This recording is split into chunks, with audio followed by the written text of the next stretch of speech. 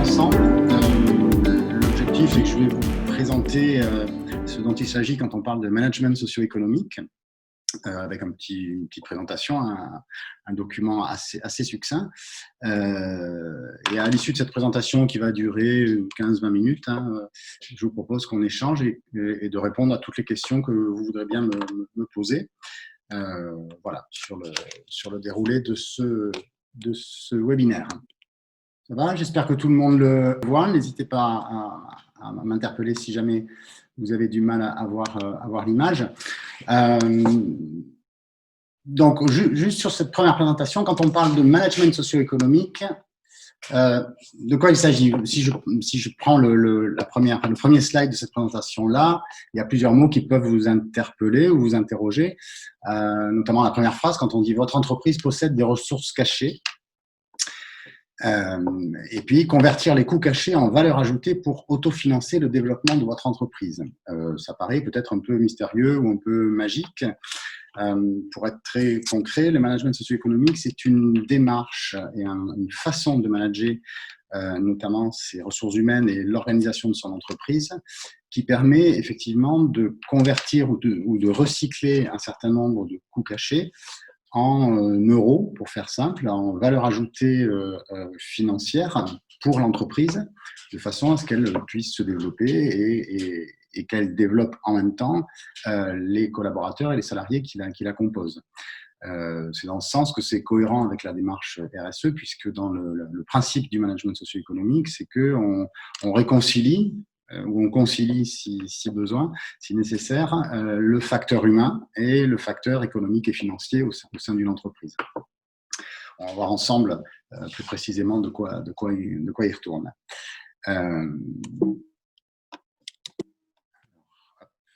Juste pour le slide suivant. Le management socio-économique, c'est pas une nouvelle mode de management qui serait issue de travaux tout récents. C'est quelque chose qui existe depuis 40 ans. Et ça a été créé donc par monsieur Henri Saval, dont vous voyez la petite photo là à l'écran. Henri Saval est un professeur de gestion et chercheur en gestion, expert comptable également, qui dans les années 70 a développé une méthode qui permet effectivement d'identifier les coûts cachés et les ressources. Parce que quand on parle de coûts, c'est pas que des coûts. Un coût, pour nous, c'est une ressource. Les coûts et ressources cachées au sein d'une entreprise, et de les convertir en valeur ajoutée en s'appuyant sur le management des collaborateurs. C'est-à-dire qu'on va le voir un peu plus loin, mais on est vraiment sur le sujet de réconcilier l'humain et le facteur économique dans l'entreprise. Donc, je vous ai mis quelques éléments clés sur Iseor. Alors, moi, je ne me suis pas présenté, mais je suis le dirigeant de la société Exen, qui est donc un cabinet de conseil que j'ai créé il y a 8 ans maintenant. Et donc, je suis spécialisé et franchisé auprès d'Iseor sur la mise en place de la démarche de management socio-économique. Donc, Iseor, qui est donc le créateur, la société qui a créé cette méthode-là avec M. Henri Saval, donc en 1976, je vous le disais, donc la méthode a commencé à être élaborée. On a donc ensuite 40 années d'expérience d'enseignants, enfin de chercheurs intervenants, parce que Iseor c'est composé aujourd'hui, c'est basé à Lyon, et Iseor est composé d'une vingtaine de chercheurs intervenants. C'est bien les deux termes qui sont importants, parce que ce sont des consultants qui interviennent dans les entreprises avec lesquelles j'interviens, et qui en même temps font des recherches à partir des données qui sont issues des entreprises dans lesquelles ils interviennent. Donc, c'est 160 thèses de doctorat, presque 2 millions d'heures de recherche et effectivement 50% du temps passé au sein des entreprises.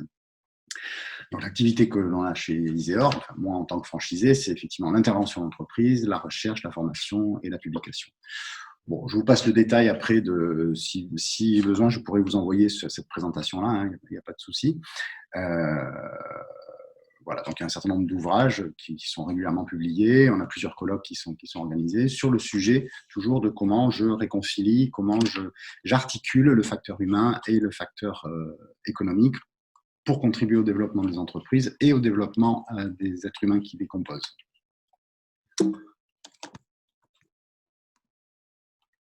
Alors, quelques principes pour comprendre déjà les fondements, avant de parler des coûts cachés, de la technique, on va dire, mais comprendre les principes du management socio-économique. En général, souvent en tout cas, on a une sorte d'opposition entre le potentiel humain, le facteur humain, et puis de l'autre côté, le capital technique ou financier. C'est-à-dire qu'on va souvent nous opposer le fait que il y a des êtres humains, mais c'est une problématique particulière, c'est un facteur à part entière. Et puis de l'autre côté, on a des choses tout aussi sérieuses, voire plus sérieuses parfois, qui sont la finance, la rentabilité des entreprises ou l'équipement technique ou l'équipement technologique des sociétés. Et on peut avoir, en tout cas, on observe assez souvent une sorte d'opposition entre les deux, en disant c'est pas conciliable ou c'est des intérêts divergents. En caricaturant un peu, on peut avoir l'image du fait que les salariés veulent toujours gagner plus et travailler moins. Je caricature. Hein. Et de l'autre côté, d'affreux financiers qui veulent les faire travailler plus encore et gagner moins. Donc nous, ce que l'on dit, c'est que le potentiel humain, c'est-à-dire les êtres humains, les personnes qui constituent une entreprise, sont le facteur actif de création de valeur ajoutée. Même si, mettons, vous avez une entreprise dans laquelle il n'y a que des robots et que de l'intelligence artificielle, vous avez quand même toujours au moins une personne, quelque part par là, qui est soit celui qui a programmé et paramétré le robot, soit celui qui va l'entretenir, soit celui qui va le construire. Donc, on est évidemment avec un facteur humain dans toutes les entreprises, où qu'elles soient. Et notre principe consiste à dire, c'est bien ce facteur humain-là qui est le facteur actif et qui va créer de la valeur ajoutée. Alors, il va créer de la valeur ajoutée, effectivement, en appliquant son savoir-faire et son envie de faire sur les machines, sur les outils, sur les matières premières. Et on considère que tout ce qui est financier et technique, en soi, en tant que tel, c'est inerte. Si je n'ai pas un être humain qui intervient dessus pour créer de la valeur ajoutée, justement, c'est le sujet, j'ai certes un capital, mais il ne me sert pas à grand-chose. Donc, tout l'enjeu du management socio-économique, et le terme qui est un peu marqué années 70, je vous le concède, même si vous ne me le dites pas là en ligne, on parle bien de management social, c'est-à-dire facteur humain et économique. Et tout notre enjeu pour nous, c'est non pas de dire ils s'opposent, mais c'est de dire ils s'articulent, ils sont complémentaires, ils sont indispensables. Si j'ai les meilleures compétences du monde, mais que j'ai pas la finance pour les embaucher, évidemment, il se passe pas grand-chose.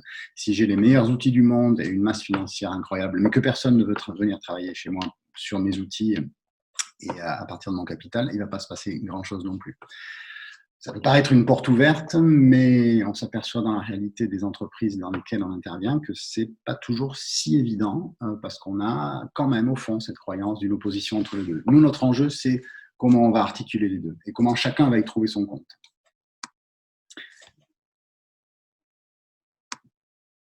Quelques principes. Alors, la présentation date d'avant le Covid, donc il faudra que je la revoie en termes d'image, mais quand même, c'est l'image qu'on utilise chez Iseor. On considère que les entreprises sont atteintes d'un virus, mais même de plusieurs virus. Un virus que nous, on appelle le virus TWF, c'est le virus Taylor Weber Fayol. Alors, vous connaissez sans doute, ce sont les théoriciens de l'organisation du siècle dernier et même un petit peu du siècle précédent, qui ont mis en place des choses qui, sur le fond, ne sont pas complètement idiotes, mais quand même, qui, à l'usage et au fil du temps et au fil des années, ont érodé les capacités des entreprises à faire fructifier tout le monde. C'est-à-dire que ce virus-là, pour nous, c'est un virus qui consiste à dire on a séparé ceux qui conçoivent de ceux qui produisent. Donc, on a d'un côté les concepteurs, ingénieurs et autres, et puis on a de l'autre côté les opérateurs, ceux qui réalisent la production. On a cloisonné les fonctions et les organes. On a fait des spécialistes du marketing ou des RH, je connais mieux. On a fait des spécialistes de l'ordonnancement, lancement. Voilà, donc on a fait des fonctions qui tournent plutôt en silo. On a beaucoup rationalisé, on a beaucoup individualisé, on a séparé les personnes aussi également. Et au final, ça a quand même produit pas mal de déresponsabilisation et de soumission des acteurs. Ça peut paraître un peu calamiteux, ce que je dis là, mais peu ou prou, c'est quand même encore ce que l'on voit dans pas mal de sociétés. Alors, ça veut pas dire d'entreprises, ça ne veut pas dire que ça ne fonctionne pas, ça veut dire que ça fonctionne à un coût, justement, caché, qui est parfois assez faramineux, jusqu'à ce qu'on voit depuis quelques années chez nous en termes de risques psychosociaux et de burn-out. Donc, c'est ce que nous, on appelle, sous forme un peu humoristique, le virus Taylor Weber Fayol.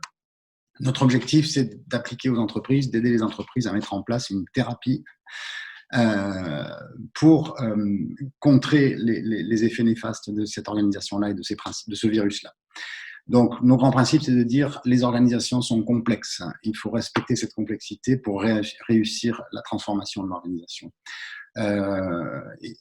Il y a des zones de dialogue dans l'entreprise et l'objectif, c'est pas de les bloquer, de les gêner ou de les empêcher. Au contraire, il faut utiliser et activer toutes les zones de dialogue dans l'entreprise. Tout ça, c'est très concret après, hein, c'est un peu théorique pour l'instant, mais je vous montrerai très concrètement en quoi ça consiste, comment ça se traduit. Donc, relancer, renouer, réactiver le dialogue dans l'entreprise. Il y a des problèmes dans les entreprises, il y a des dysfonctionnements, il y a des difficultés de fonctionnement. Il faut en parler. Il faut accepter de tout traiter, et vous verrez que dans la méthode qu'on applique, on parle de tout, y compris des choses les plus compliquées ou les plus piquantes parfois pour les uns ou pour les autres. Et puis l'idée, c'est de mobiliser toutes les catégories d'acteurs. Donc ça part de l'agent de la logistique et de l'entretien jusqu'aux dirigeants et aux actionnaires. Donc c'est ça l'idée, c'est comment on va pouvoir réarticuler l'humain et l'économique et le technique en décloisonnant et en remettant du flux d'énergie dans les entreprises. C'est pas ésotérique, hein, ce que je vous dis là, on va le voir de façon très concrète. Donc ça se traduit de façon très opérationnelle par une démarche qui est composée de deux grands moments. Un premier moment de diagnostic des dysfonctionnements et des coûts cachés qui sont associés. Je vais vous montrer précisément en quoi ça consiste. Et puis surtout, j'allais dire même plus important que le diagnostic peut-être, c'est l'accompagnement de l'entreprise dans la durée pour qu'elle puisse, avec les êtres humains qui la composent, recycler les coûts cachés, les dysfonctionnements donc, et les coûts cachés qui sont liés, en ressources. Et très concrètement, c'est des ressources en termes de temps, c'est des ressources en termes d'argent, c'est des ressources en termes d'innovation. Donc, pour être très simpliste un peu, c'est on perd moins de temps, entre guillemets, à traiter tel ou tel type de dysfonctionnement, et le temps qu'on a récupéré, on le consacre à se développer et en tout cas à travailler mieux et de façon plus rentable pour tout le monde. J'y reviendrai. Qu'est-ce que c'est pour nous qu'un dysfonctionnement? Très rapidement, un dysfonctionnement, c'est un coût caché. Ce sont des coûts qui ne sont pas repérés dans les systèmes d'information classiques. C'est-à-dire qu'ils apparaissent nulle part. Vous ne les avez pas dans les budgets, vous ne les avez pas en comptabilité, ni analytique, ni générale. Ils sont nulle part. Donc, on ne les a pas dans le compte de résultats. On ne les a pas en tant que tels, hein, mais n'empêche que le résultat final tient compte de ces coûts, même s'ils sont noyés. Donc, il n'y a pas de mesure, il n'y a pas de suivi de ces coûts-là.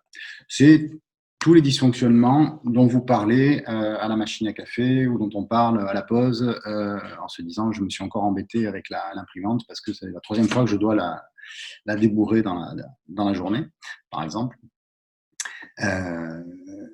Donc, comment on identifie ces coûts cachés? Pour nous, les coûts cachés, ils viennent de la régulation d'un dysfonctionnement. Un dysfonctionnement, c'est la différence entre un fonctionnement optimal prévu ou pas prévu, mais un fonctionnement qui vraiment produit des résultats.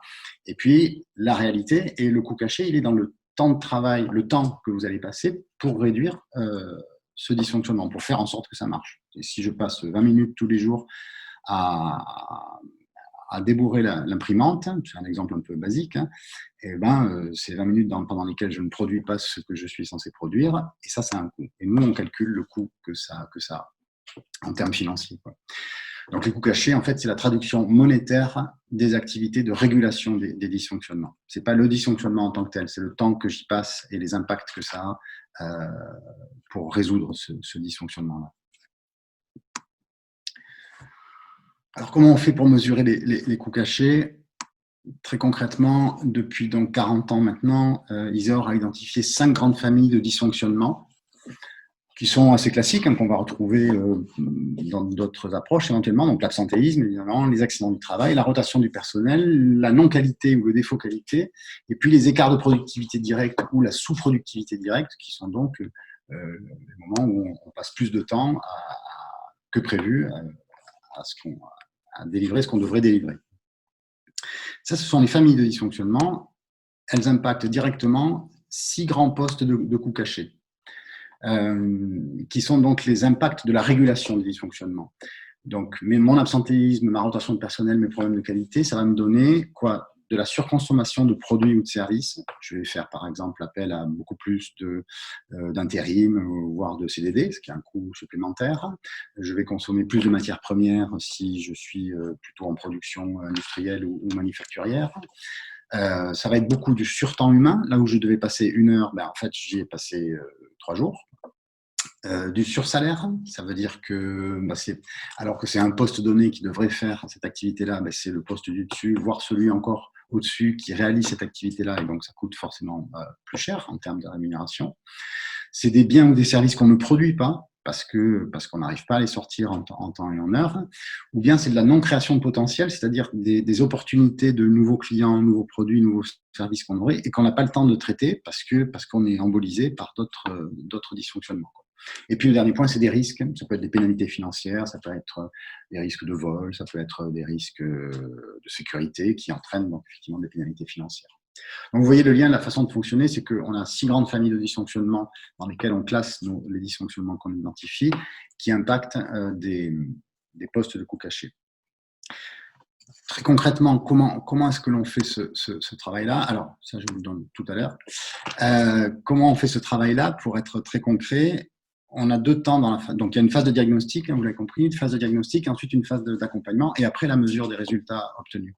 Dans la phase de diagnostic, nous, on part du déclaratif, c'est-à-dire que on organise un diagnostic qualitatif, comme on l'appelle, où on va interviewer les personnes et on enregistre scrupuleusement tout ce qu'elles disent concernant les dysfonctionnements qu'elles vivent. C'est-à-dire que je dois tous les lundis passer 20 minutes à ressortir mes étiquettes sur les produits parce qu'elles ne sont pas bonnes, elles sont mal sorties.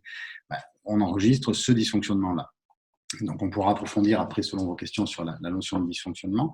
Voilà, donc dans ce temps-là, nous, on écoute très scrupuleusement ce que nous disent les personnes. On note exactement ce que nous disent les personnes. On verra après que c'est très important. Et après, on fait un calcul que je vous montrerai pour valoriser le coût de ces dysfonctionnements-là. Aujourd'hui, alors là, on est en visio, donc je ne vais pas vous poser la question directement, ce sera compliqué pour vous d'y répondre, mais aujourd'hui, donc depuis 40 ans, on a pas mal de données et on a une fourchette de coûts cachés par an et par salarié. Aujourd'hui, la fourchette de coûts cachés par an et par salarié est entre 20 000 et 60 000 euros, quels que soient les secteurs par an et par salarié, donc quels que soient les secteurs d'activité et quelles que soient les tailles d'entreprise. Pour être très honnête, moi j'ai commencé avec des petites TPE de 3 personnes et je me dis à 3 personnes, je ne vois pas très bien comment on pourrait arriver à 20 000 euros de coûts cachés. Et ben ça a été vraiment le cas puisqu'on était à 22 000 euros de coûts cachés par an et par personne dans c'était un cabinet d'architectes. Voilà, donc c'est vraiment une donnée vérifiée. Donc la fourchette est large, on peut dire, mais on est en moyenne aux alentours de 25 000 euros par an et par salarié de coûts cachés que l'on pourrait recycler. Alors on ne peut pas tout recycler. On peut recycler, on peut aller au moins jusqu'à 50-60% des coûts cachés. Parfois, de façon très exceptionnelle, on monte un peu plus haut. Mais voilà, il y a des coûts qui sont incompressibles et sur lesquels ça serait trop coûteux justement d'essayer de les convertir et de les recycler. Voilà, ce qui veut dire. Alors, je vais vous donner quelques exemples de coûts cachés. Ça, c'est dans une PME agroalimentaire d'une vingtaine de salariés avec laquelle on a travaillé. Alors, les exemples que je vous donne datent d'il y a quelques années maintenant. Je n'ai pas pris d'exemple actuel pour garder la confidentialité. Donc, dans cette PME d'agroalimentaire, on a 20 salariés qui produisent notamment des biscuits. Et donc, on a identifié un certain nombre de coûts cachés, enfin de dysfonctionnements déjà, de dysfonctionnements élémentaires. Par exemple, en termes d'absentéisme, d'accident du travail, donc je ne vous ai pas mis les détails, mais on a des indicateurs là-dessus. On a des défocalités, donc de la chapelure pour 1,5% de la production annuelle. Donc, chapelure, ça veut dire que c'est des choses qui sont perdues, ce qui fait 75 tonnes par an. On doit jeter de la pâte parce qu'elle n'est pas conforme. Donc là, on en a pour 21 tonnes par an. On a des produits qui sont repris parce que invendus, et c'est donc 1% par an. On a, en termes de productivité directe, du surpoids fréquent sur la plupart des articles, entre 1% et 50, ce qui représente 50 tonnes par an. Et donc, nous, on identifie dans nos postes les effets sur les différentes familles de surcoût. Voilà, ça donne ça. Vous avez le total en bas à droite. Sur cette PME de 20 salariés, on est à 650 000, un peu plus de 650 000 euros de coûts cachés. Je vous montrerai tout à l'heure comment on les calcule. Et vous voyez comment ça se ventile, c'est-à-dire que mon absentéisme et les accidents du travail, ça veut dire que ça fait du sursalaire en termes de temps passé à compenser les arrêts maladie ou l'absentéisme. C'est du recours à de l'intérim ou des CDD.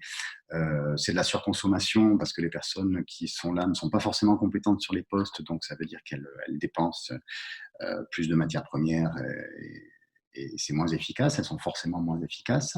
En non-production, comme effectivement elles ne sont pas à l'optimum de ce qu'elles peuvent faire, on a des manques à produire pour 134 000 euros, etc. Donc ça fait des euros. Potentiellement, ça fait pas mal d'euros. Un autre exemple sur une agence d'architecture de 5 salariés. Donc là, les dysfonctionnements élémentaires qu'on identifie, c'est qu'il y a une absence de charte graphique, ce qui fait que l'on doit refaire souvent le travail. Quand le travail passe d'un salarié à l'autre, il faut qu'il recommence un certain nombre de tâches. On n'a pas de guide de production, ce qui fait que chacun ne sait pas exactement combien de temps il doit passer sur les différentes phases et les différentes tâches, voire refaire un certain nombre d'activités là aussi. Donc on en a pour 14 000 euros. Une absence de standard et d'accueil téléphonique qui fait qu'on est souvent interrompu, donc on perd du temps pour répondre, ne pas savoir orienter l'appel, et donc là, on passe du temps également. Bon, etc. Je ne vais pas vous lire tout le détail, je vous l'enverrai si besoin. Avec ces 5 personnes-là dans cette agence d'architecture, on en est à 123 450 euros de coûts cachés. Donc, c'est assez conséquent quand même. Ça veut dire que… Alors, il faut le voir sous l'angle positif. Quand on dit 650 000 euros de coûts cachés ou 123 000 euros de coûts cachés, ça veut dire qu'on est assis sur la moitié de ces sommes-là en termes de ressources financières et de temps. Comment on les calcule, ces coûts cachés ? On calcule ce qu'on appelle la CHVACV. Alors, je vous le concède, c'est assez atroce comme appellation. Ça veut dire que l'on calcule la contribution horaire à la valeur ajoutée sur coût variable. C'est-à-dire qu'on arrive à un chiffre avec ce calcul-là qui permet de dire une heure de travail correctement réalisée. Pendant une heure, j'ai travaillé normalement, j'ai produit ce que j'avais à produire, il n'y a pas eu de dysfonctionnement particulier. Pendant cette heure-là, j'ai produit une valeur ajoutée au sens comptable du terme, qui est de X euros. Alors, la moyenne, c'est aux alentours de 40 euros, avec les données qu'on a. Voilà, ça, c'est une heure de travail qui est bien productive et où j'ai fait le travail que j'avais à faire sans problème. Si, par contre, sur cette heure de travail, j'ai dû passer une demi-heure à résoudre un problème ou à reprendre une tâche que je n'aurais pas dû reprendre, ou à refaire un travail que j'aurais pas dû refaire, ou à débourrer la machine, ou que sais-je. Donc, si j'ai passé une demi-heure à résoudre un problème, ça veut dire que je n'ai pas produit, pendant cette demi-heure-là, je n'ai pas produit la valeur ajoutée. J'ai bien sûr travaillé pour résoudre le problème, mais je n'ai pas produit la valeur ajoutée que je produis normalement. Ça veut dire que je l'ai consommée, cette valeur ajoutée-là.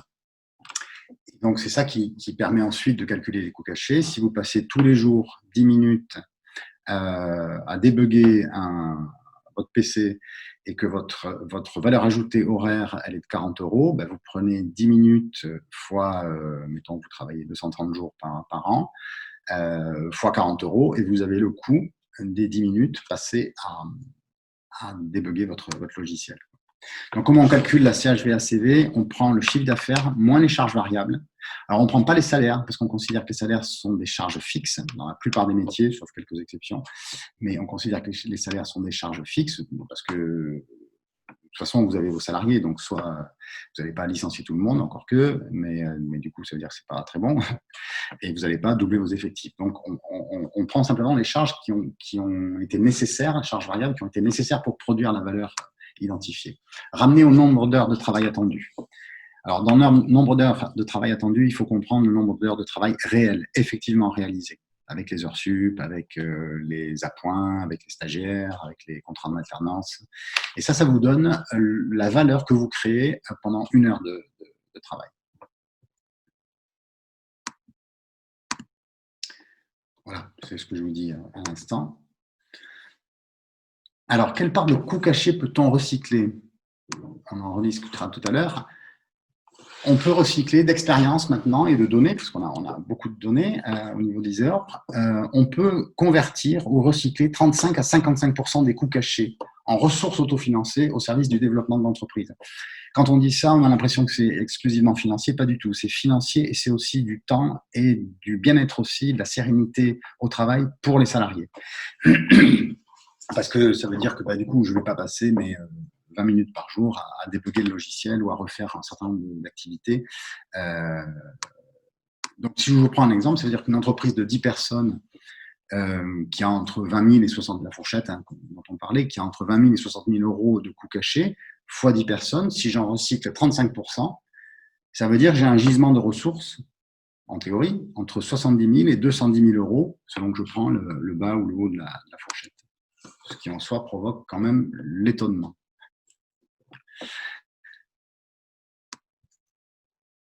Ça va sur cette partie-là? Bon, vous me ferez un retour tout à l'heure. Bon, ça, c'est quelques exemples de travaux qu'on a obtenus. J'ai pris des exemples de TPE, sachant qu'on travaille aussi avec Iseor sur des entreprises plus importantes, comme des ETI ou comme des grands groupes également, ou des parties de grands groupes, des sous-ensembles de grands groupes. Donc ça, c'est à titre indicatif que je vous présente ça là, sur l'entreprise. Donc là, on a plutôt des architectes, des géomètres, des comptables, parce qu'on a une grosse activité sur ce type de professions-là, qui sont des professions réglementées. En très résumé, dans cette opération-là, ce sont des chiffres qui datent de 2018. On a été à 46% de conversion et de recyclage des coûts cachés sur ces entreprises-là, au bout d'un an. C'est-à-dire que ce qui est important à comprendre dans la démarche, c'est que ce n'est pas tellement le diagnostic qui a une valeur, même s'il a une valeur forte. Mais la vraie valeur de la démarche, elle est après. Quand vous mettez en place des groupes de projets, quand vous commencez à travailler avec vos équipes, quand vous mettez en place les résolutions ou les solutions auxquelles les équipes peuvent penser, qui bien sûr sont validées par la direction, c'est à ce moment-là que vous transformez véritablement l'essai. Ce qui fait qu'à notre niveau, nous refusons de ne faire que le diagnostic, parce que ça n'a pas de valeur pour nous. Nous, ce qui nous intéresse, c'est de faire réussir les entreprises et les collaborateurs qui sont dans les entreprises. Autre exemple, toujours dans les sociétés d'architecture, ça c'est sur une agence ou des agences d'architectes entre 5 et 8 salariés. C'est les éléments qu'on a observés. Donc ça, c'est des données de 2015-2016 et qu'on a compilées en 2017. Bon, je vous laisse regarder. On passe alors ça, c'est un indicateur important, c'est-à-dire qu'au moment où on fait le diagnostic, où on lance la démarche, ici, on est à 25 € de l'heure de contribution horaire à la valeur ajoutée sur coût variable. Après la démarche, un an plus tard, on passe à 30 €. Ça veut dire qu'une heure de travail a produit une valeur supplémentaire par rapport à ce qui était à l'initial. Sur cet exemple-là, on a baissé le nombre d'heures effectivement réalisées. Ça veut dire qu'en fait, on produit plus de valeur en consacrant moins de temps pour faire ce travail-là. Et dans cet exemple-là aussi, on a baissé également les charges variables. Donc, alors, encore une fois, c'est pas une baguette magique, c'est juste parce que nous, on propose un accompagnement, une méthode qui permet aux équipes, avec leurs dirigeants et leurs managers, de retravailler ensemble. Et non pas d'avoir des managers ou des concepteurs qui, dans leur coin, définissent comment il faudrait travailler et ensuite l'appliquent à des opérateurs qui expliquent comment c'est pas possible de travailler comme ça, en caricaturant un peu, toujours. Je voulais vous montrer un exemple de bilan on y reviendra tout à l'heure.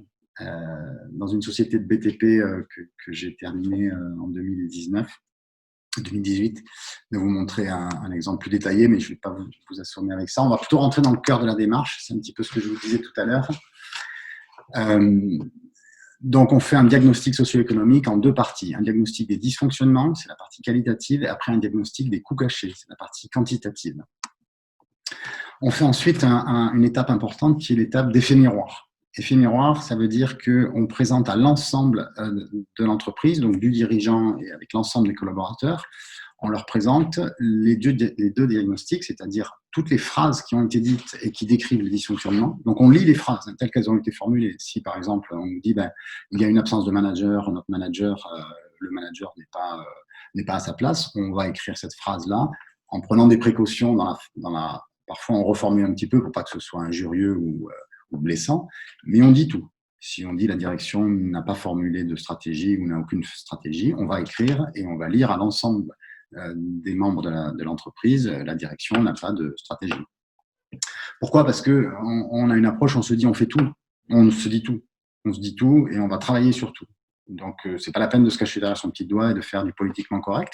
Il ne s'agit pas d'être agressif, il ne s'agit pas de culpabiliser ou de chercher les coupables. C'est pas intéressant. Ce qui est intéressant, c'est de travailler. Si la direction n'a pas de stratégie, ou en tout cas si c'est perçu comme ça, il faut travailler là-dessus. C'est ça qu'on appelle l'effet miroir. L'entreprise va se regarder dans le miroir qu'on va lui tendre. Et une fois qu'on a fait cet effet miroir et qu'on a identifié également les coûts cachés qui vont avec, on va passer à la phase projet. Sur l'organisation de la démarche, elle est assez classique. Ce qui est un petit peu particulier dans notre approche, c'est que, j'allais dire, nous, on reste là en permanence pour donner de l'énergie, de changement à notre client. C'est-à-dire que moi, je ne connais pas le métier d'architecte, je ne connais pas le métier de la grande distribution d'articles de sport, je ne connais pas les métiers du BTP, mais par contre, je connais bien notre méthode qui fait qu'on accompagne véritablement tous les jours, toutes les semaines, tous les mois, les groupes de travail, les directions, pour qu'elles mettent en place les changements qu'elles ont prévus.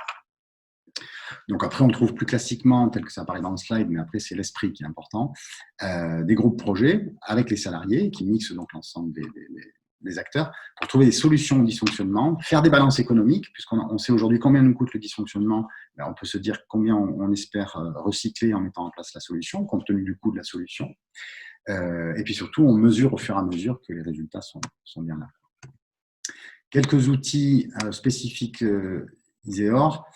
Alors, ils ne sont pas spécifiques Iseor, c'est des outils qu'on peut trouver ailleurs, mais ils sont articulés d'une certaine façon qui fait que dans le cadre de la démarche, ça permet de suivre et d'obtenir des résultats.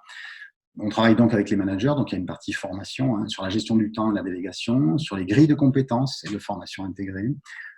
Juste petit aparté, la notion de compétences, les dysfonctionnements liés aujourd'hui aux problèmes de compétences sont majeurs et pourtant c'est l'un des sujets les plus oubliés au niveau des entreprises, souvent. On travaille sur les tableaux de bord de pilotage. On va travailler avec la direction sur ce qu'on appelle le PASS-INTEX, qui est donc le plan d'action stratégique interne et externe. Donc, on aide les directions à formuler leur stratégie et à les traduire ensuite dans ce qu'on appelle un PAP, c'est-à-dire un plan d'action prioritaire. Parce que pour nous, la seule chose qui soit importante, c'est qu'est-ce qu'il y a dans l'agenda.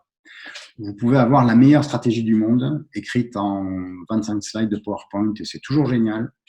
S'il n'y a pas une action concrète qui, à un moment donné, atterrit dans l'agenda, on considère que c'est de la fumée. C'est super intéressant, c'est très chouette, mais c'est un PowerPoint avec des idées. C'est pour ça que le plan d'action prioritaire est pour nous un levier fondamental, c'est qui fait quoi, pour quand, sur une échelle d'un an, 6 mois, 1 mois, une semaine, pour mettre en œuvre la stratégie et recycler les coûts cachés qui ont été identifiés. Et puis, on a un dernier outil qui est plus une politique de rémunération, parce que les salariés, quand ils sont dans ce type de démarche, posent des questions pertinentes. Ils me disent, mais on va donc être plus performant, on va trouver de la ressource, on va recycler nos coûts cachés. Qu'est-ce qu'on y gagne? Mis à part le fait que ce sera plus facile pour nous de travailler. Donc, déjà, c'est pas mal. Mais financièrement, qu'est-ce qu'on y gagne? Et donc, nous, on tient à aller jusqu'au bout de la démarche avec les directions et mettre en place ce qu'on appelle un contrat d'activité périodiquement négociable, un CAPN, qui est en fin de compte une rétribution supplémentaire sur les coûts cachés qui auront été recyclés. Et c'est pour ça qu'on parle d'articulation du financier et du social, de l'économique et du social, parce que puisque les salariés, avec leurs managers et l'ensemble de la société, a augmenté la rentabilité et la performance de la société, il faut qu'on en partage au moins une partie. Voilà. Et puis, ce qui est important pour nous, c'est de mesurer les résultats au final. Bon, je passe vite là-dessus parce qu'on en a parlé. Je vois que l'heure tourne pas mal et j'ai été un petit peu plus long que prévu. Bon, ça, je vous en ai parlé. C'est les différents outils que l'on met en place avec les entreprises. L'accompagnement se fait au moins sur une année. Ça dépend de la taille de l'entreprise, bien sûr, mais c'est au moins sur une année. Pour les TPE en tout cas, ou les petites PME. Après, on est plutôt sur 2 ans, 3 ans, 5 ans. Voilà. Après, l'idée, c'est de dire, une fois qu'on a obtenu nos résultats, qu'est-ce qu'on va en faire? Évidemment, il y a plusieurs axes. On va mieux rémunérer les salariés, on va mieux rémunérer les actionnaires. On va peut-être créer des activités qui seront autofinancées, où on n'a pas besoin d'aller chercher de la finance extérieure pour développer soit un investissement matériel ou immatériel des des nouveautés. En fait, on va se donner des marges de manœuvre pour créer du potentiel. Voilà, très rapidement, ça c'est un petit tableau pour vous montrer que les coûts cachés sont relativement importants dans la plupart des secteurs. Je passe vite là-dessus. Je vous enverrai le document si besoin. Et puis là, ce sont quelques références avec lesquelles nous travaillons. Par exemple, les brioches Pasquier, c'est le client historique d'Iseor qui est suivi depuis maintenant 15 ans, je crois. Voilà, donc on travaille dans différents types de secteurs, que ce soit de l'industrie, que ce soit les secteurs administratifs, que ce soit les TPE. Donc c'est très large comme panel.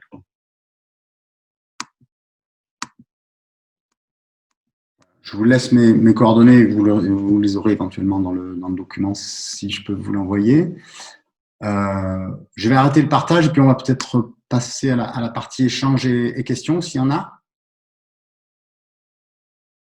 Alors j'ai une question donc de Suzanne qui me dit, comme on est sur une base de déclaratif, est-ce qu'il nous arrive d'identifier autre chose que ce que nous ont déclaré les participants? Oui. Alors, quand on fait le diagnostic, quand on présente l'effet miroir, on rajoute ce que nous, on a ressenti. Donc là, c'est des choses qui ne nous ont pas été dites par les intervenants, par les personnes qu'on a interviewées. Mais c'est notre perception à nous, compte tenu de l'expérience et de l'expertise qu'on a. On va rajouter des choses dont on ne dit pas qu'elles sont vraies et observées, en tout cas, mais qui sont des choses qu'on a vues, qu'on a senties et dont il nous semble important qu'elles soient partagées. Donc, on rajoute quand même notre patte, notre vision pour alimenter la réflexion de l'entreprise. C'est-à-dire que notre objectif à nous, au-delà des coûts cachés, au-delà de la conversion des coûts cachés, qui est en fait enfin, je ne sais pas si vous l'avez vu, c'est très visible dans la présentation, mais c'est le petit bout de la lorgnette, les coûts cachés. Nous, ce qui est important, c'est qu'on crée un esprit, une démarche et une façon de fonctionner qui fait qu'on va recréer du lien et que ça va se traduire en euros et en sérénité de travail pour tous. Une autre question. Alors, comment est perçue la démarche par les… Alors, globalement, comment est perçue, une question d'Isabelle, est perçue la démarche par les différents échelons au sein de l'entreprise? Y a-t-il des différences entre les salariés et les managers? C'est toujours une démarche de direction, c'est-à-dire que c'est une démarche qui ne peut pas se faire si la direction, alors ça dépend à quel niveau on situe la direction, ça peut être un établissement au sein d'un groupe, donc la démarche, elle vient toujours du haut parce que sans l'accord, l'appui et la capacité à se remettre en cause de tous les échelons, ça ne fonctionne pas. Donc nous, avant de signer, avant de démarrer la démarche, on vérifie, on travaille avec les niveaux de direction sur leur réel engagement et leur réelle envie de se remettre en cause, parce que c'est des remises en cause à tous les échelons. Après, la démarche est toujours bien perçue au démarrage. Quand on est dans la phase d'expression des dysfonctionnements, on n'a jamais rencontré de problème. Tous les salariés, tous les managers n'ont aucun problème pour nous parler de leur dysfonctionnement. Après, souvent, il y a une attente de résultats très rapides, d'une part. Sauf que nous, il y a le temps de la mise en place des projets et il faut que les choses soient réfléchies. Alors, il y a des choses qui peuvent se faire très rapidement. Donc, parfois, on doit gérer des petites frustrations où les gens se disent « mais ça ne va pas assez vite ». Donc, voilà, ça peut arriver. Mais on n'a jamais eu de rejet de la démarche. Alors, je vois d'autres questions. Comment sont composés les groupes de travail? Quelle méthode utilisez-vous pour trouver les solutions type co-développement? Alors, on n'utilise pas le co-développement tel quel. La composition des groupes de travail, il faut que ce soit… donc, c'est très structuré puisqu'on a des groupes pléniers, des groupes restreints, comité de pilotage, évidemment. Ce que l'on veut, ce que l'on demande, c'est que participe l'ensemble des acteurs de la société ou de l'unité qui est concernée, parce que des fois, c'est des unités plus restreintes. On n'utilise pas la méthode du co-développement, on utilise vraiment une méthode vraiment participative pour que toutes les idées remontent. Et pour nous, l'enjeu, c'est pas seulement qu'on résolve les dysfonctionnements, c'est d'aller un petit peu plus loin aussi, c'est d'être innovant. Alors nous, on n'intervient pas dans l'animation des groupes de projet. On intervient dans la structuration, le suivi et le pilotage de ce que produisent les groupes de projet parce que, encore une fois, l'apprentissage fort, c'est on travaille ensemble. Et ce n'est pas un consultant qui va vous animer, ce n'est pas un consultant d'Iseor ou d'Exen qui va trouver les solutions à votre place. Donc, on a une démarche un peu particulière, qui est une démarche véritablement de maïeutique, pour employer un vieux mot, ou d'accouchement de vos propres idées, de vos propres solutions. Mais par contre, surtout, on vous suit dans le fait que ces solutions-là sont bien mises en œuvre. Et donc, effectivement, ce sont les managers qui animent ou pas les managers. Ce sont des personnes qui sont identifiées comme pouvant être chefs de projet sur le pilotage des actions. Une question de mairie. Le co-développement n'est pas de trouver des actions concrètes et opérationnelles innovantes, personnalisées. Si, autant que je le sache, oui, le co-développement permet de trouver des actions opérationnelles innovantes, personnalisées, mais on n'utilise pas la méthode du co-développement au sens champagne et paillettes en tant que tel. Voilà, mais ça permet effectivement de… Et puis, ce qui est important pour nous, c'est le long terme. C'est-à-dire, on met en place, je ne l'ai pas dit, mais on met en place des facilitateurs internes, c'est-à-dire des personnes qui sont formées tout au long du cursus à la méthode Iseor, au management socio-économique, de façon à ce que ça se pérennise dans l'entreprise. Parce que notre but à nous, c'est que ça devienne une façon de fonctionner, c'est que ça fasse partie de la génétique de l'entreprise. Donc, on cherche à ce que ce soit pérennisé. Bon, s'il n'y a pas d'autres questions, ce que je vous propose, c'est qu'on vous envoie la présentation, le document, le support de présentation. Et puis, moi, je suis à votre disposition pour échanger de vive voix ou même se rencontrer ou par mail si vous souhaitez qu'on échange sur ce sujet-là. Merci de votre participation. Et puis, à bientôt. Je laisse peut-être la parole à Hélène, si elle est parmi nous. Je suis là. Merci beaucoup, Jean-Michel. Merci beaucoup. Et puis, je ne manquerai pas de faire un mail à tout le monde pour que vous ayez chacun, les uns et les autres, les coordonnées de tout le monde. Voilà. Super. À bientôt. Merci beaucoup. À bientôt.